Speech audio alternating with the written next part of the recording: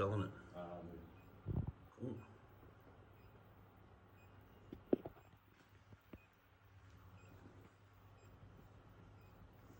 That beeping drive you crazy?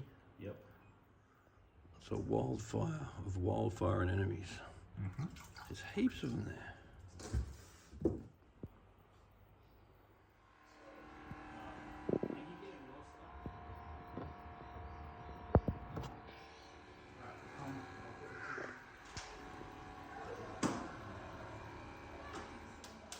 So if this tank was mine, I'd think about getting some better filter material.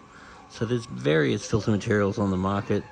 And I'm really a fan of Marine Pure because they're offering parallel denitrification. So you're going to get better nitrate reduction over time if you considered putting Marine Pure into this aquarium. So we've now relocated this aquarium, and it never hurts to add a bit of Vogel just to aid the immune system of the fish. And something that I'll do every time that I move an aquarium, I'll recommend adding some polyfilter. So we've put some polyfilter into the aquarium now, and what the polyfilter will do is adsorb and absorb anything impure out of the water.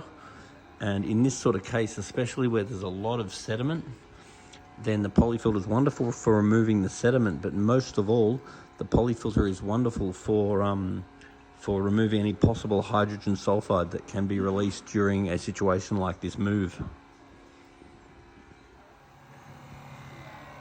So what we're doing at the moment is just waiting for the tank to heat up a little bit more so we can put the fish in. And this tank is running fairly high nitrate at the moment. And I'm a really big fan of feeding Spectrum's probiotics food. And Spectrum's probiotics food have got a probiotic bacteria in the food, which means when the fish poo, the bacteria in the poo eats the poo. And I have very good success with it.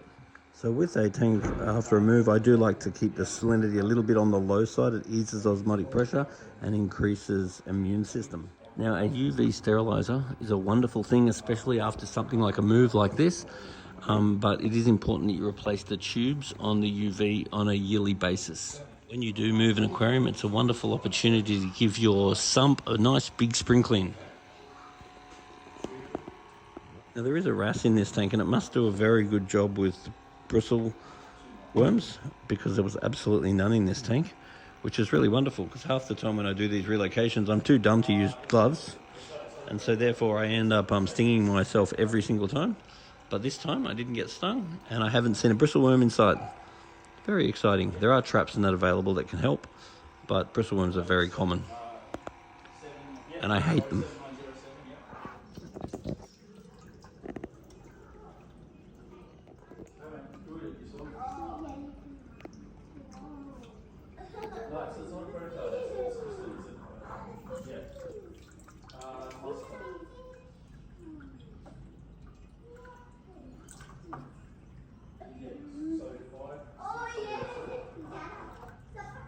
So the fish in this tank are a little bit skinny, so it'd be a good idea to slowly fatten them up over time.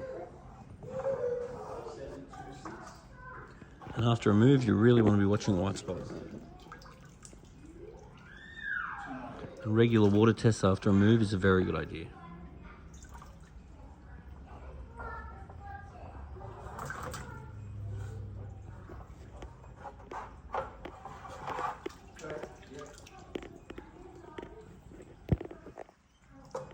That wrasse might be why there's no bristle worms in here.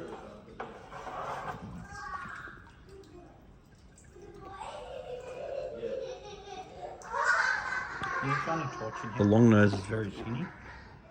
So pre and post aquarium moves, it's really good to get in there and do quite a few vacuums, because you want to get all the sediment out of the sand.